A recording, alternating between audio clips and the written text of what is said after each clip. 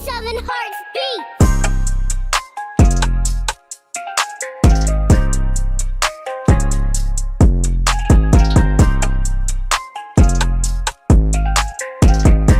Masa-masa SMA seringkali dianggap sebagai masa terindah bagi sebagian remaja, di mana mereka sering menghabiskan waktu bersama dan menjalin hubungan asmara. Namun tidak semua siswa mengalami hal tersebut. Ketika semester baru sudah dimulai, Junichi dan teman-temannya terlihat gelisah karena belum juga mendapatkan pacar. Sangat putus asa dengan kondisinya. Meskipun sudah tahun kedua, dia tidak mengerti mengapa statusnya tidak berubah. Junichi juga mengalami hal yang sama. Dia berharap akan lebih mudah untuk mendapatkan pacar ketika SMA. Tetapi kenyataannya dia masih menjomblo sampai sekarang. Tidak lama kemudian, seorang gadis bernama Nenek mengantarkan bekal untuk Junichi. Hal ini membuat teman-temannya memprotes Junichi, karena dia tidak pernah memperkenalkan gadis secantik itu kepada mereka. Selain Nenek, teman sekelasnya bernama Kasih Yui juga tiba-tiba mendekatinya. Yui bilang dia senang bisa sekelas dengannya lagi, karena tahun lalu mereka jarang berbicara.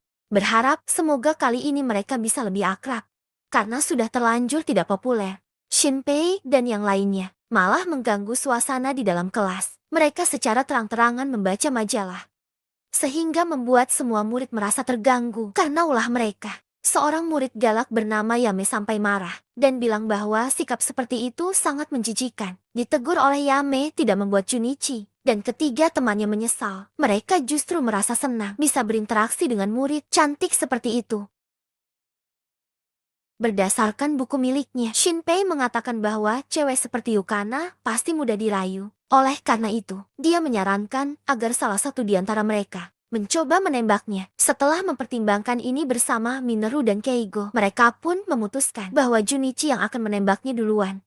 Junichi tidak percaya diri untuk melakukannya. Tetapi, karena mereka sudah menaruh surat di loker sepatu Yame, Junichi tidak punya pilihan lain selain menemuinya.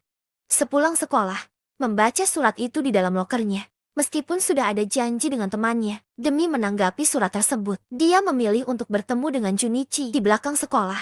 Ketika akan menembaknya, Junichi sangat gugup dan tidak tahu harus berkata apa saat Yame bertanya apa yang ingin dibicarakan. Junichi langsung menundukkan kepala sambil memohon agar dia mau menjadi pacarnya. Seketika Yame melihatnya dengan tatapan jijik, membuat Junichi merasa putus asa dan tidak punya harapan lagi untuk mendapatkannya. Namun saat menatap ke depan, Junichi melihat pemandangan yang luar biasa. Ketika Yame mengomentarinya, Junichi malah memanfaatkan kesempatan itu untuk mengintip dari dekat. Tanpa memperdulikan hal itu, Yame bertanya pada Junichi tentang apa yang dia sukai darinya. Karena belum mengenalinya, maka Junichi hanya bisa menjawab bahwa dia suka sisi menariknya. Jawaban tersebut membuat Yame langsung mengerti bahwa Junichi hanya terpikat oleh penampilannya saja. Dia juga menyadari bahwa Junichi sedang mengintipnya, sehingga dia mengatakan bahwa itu sangat menyebalkan. Walau demikian, Yame bukan berarti tidak menyukainya. Dia mau berpacaran dengan Junichi, karena menurutnya Junichi sedikit lucu dan mudah dijahili. Junichi masih merasa sulit percaya bahwa pernyataan cintanya akan diterima. Sebab saat ia menyatakan perasaannya, Yame terlihat sangat senang menjahilinya. Situasi ini membuatnya berpikir bahwa Yame mungkin hanya ingin mempermainkannya saja. Saat berangkat ke sekolah, Shinpei dan yang lainnya minta maaf soal yang kemarin. Mereka merasa telah keterlaluan karena memaksa Junichi untuk mengungkapkan perasaannya, karena mereka belum mengetahui bagaimana hasilnya. Junichi mengatakan bahwa Yame benar-benar datang menemuinya. Selain itu, dia juga akan menghancurkan kehidupan SMA-nya. Pernyataan ini membuat teman-temannya merasa iba. Untuk meringankan kepedihan Junichi, mereka menyatakan bahwa mereka akan selalu mendukungnya apapun yang terjadi. Namun tidak lama setelah itu, Yame tiba-tiba mengirimkan sebuah foto kepada Junichi. Sikap teman-temannya seketika jadi berubah.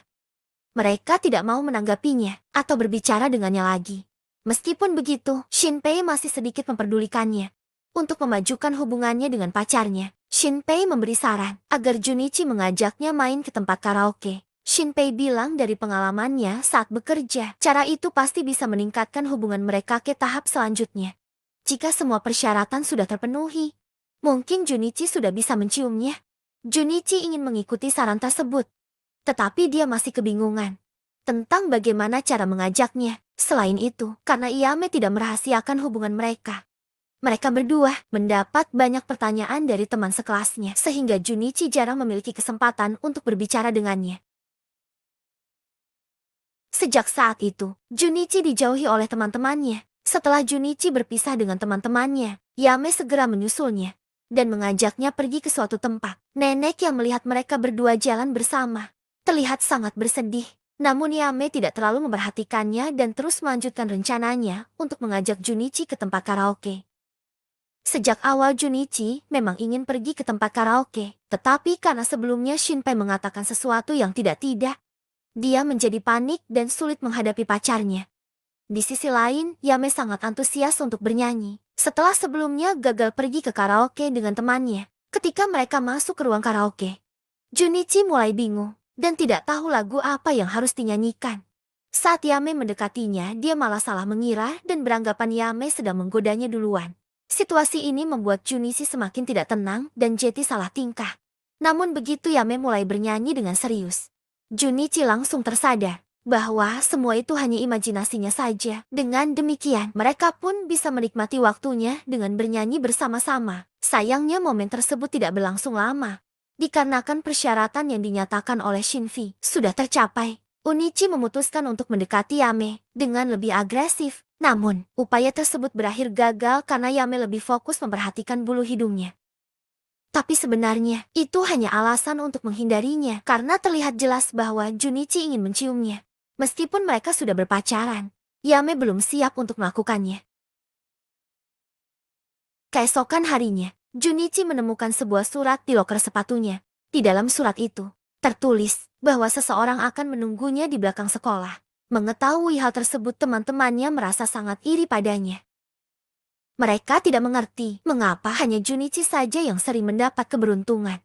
Namun daripada terus bersedih, kali ini mereka memilih untuk mendukungnya. Meski Junichi sudah memiliki pacar, mereka menyarankannya untuk menemuinya, agar mereka juga punya kesempatan yang sama. Sebagai temannya, ketika Junichi datang ke belakang sekolah, dia bertemu dengan seorang cewek gyaro berkulit coklat. Hal ini benar-benar di luar dugaan. Awalnya dia mengira hanya cewek polos saja yang biasa memakai surat seperti itu. Namun ternyata ada juga cewek seperti ini yang mau melakukannya. Meski demikian, Junichi tetap kesulitan menghadapinya. Dia benar-benar dibuat tertekan, terutama saat cewek itu mendekatinya secara agresif. Tidak lama setelah itu, Junichi mendengar suara Yame yang berteriak mencarinya. Hal ini membuat Junichi panik, karena takut Yame akan mengira dia sedang berselingkuh. Namun saat Yame menemukannya, ternyata dia sama sekali tidak marah. Sebab cewek yang mendekatinya itu adalah Ranko, teman masa kecil Yame yang setahun lebih tua dari mereka berdua. Setelah Yame memperkenalkannya, Ranko langsung bersikap baik terhadap Junichi. Namun saat mereka sedang jalan berdua, tiba-tiba Ranko terlihat kesal dan mengatakan bahwa dia pasti akan menghancurkan hubungan mereka berdua. Sehari setelah itu, Yame mengajak Junichi bermain bersama Ranko. Tanpa berpikir panjang, dia menerima ajakan tersebut tanpa curiga bahwa Ranko memiliki niat untuk memisahkan dia dari pacarnya. Tempat pertama yang mereka kunjungi adalah pusat perbelanjaan. Yame ingin mencari pakaian yang bagus dan menunjukkannya pada Junichi. Saat Yame meminta pendapatnya, Junichi mengatakan lebih suka model yang sebelah kiri. Namun Yame ragu untuk membelinya karena Ranko memiliki selera yang bertentangan dengannya. Setelah itu, Yame dan Ranko mencoba pakaian lain, sementara Junichi dimintai memberikan pendapatnya mengenai semua pakaian yang mereka coba, karena semuanya terlihat cocok. Junichi kesulitan memberikan pendapat. Pada akhirnya, setelah mencoba berbagai pakaian, mereka memutuskan untuk tidak membeli apapun dan keluar dari toko dengan tangan kosong. Ketika hendak pulang ke rumah, ada dua orang pria yang mencoba menggoda Yame.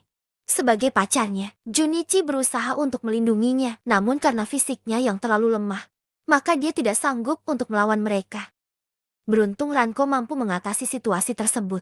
Dia berpura-pura mau menuruti keinginan pria itu, kemudian menyerang mereka ketika sedang lengah.